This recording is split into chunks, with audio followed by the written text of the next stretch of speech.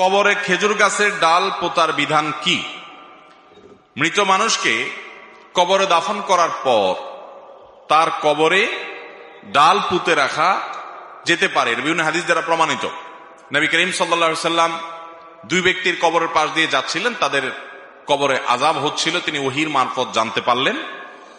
তখন তিনি একটা খেজুরের ডাল আনতে বললেন, আনার পর সেটা ভেঙে তাদের কবরে তিনি পুঁতে দিলেন।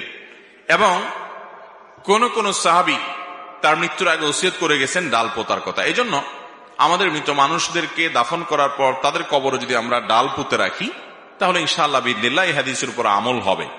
কিন্তু আমাদের সমাজে প্রচলিত আছে যে চার কোনায় চারটা ডাল নিয়ে চারজন মানুষ দাঁড়ায় এবং তারা এটাকে একজন একজন করে পুঁততে থাকে। এরকম কোন পদ্ধতির কথা হাদিসে কোথাও বলা হয় নাই।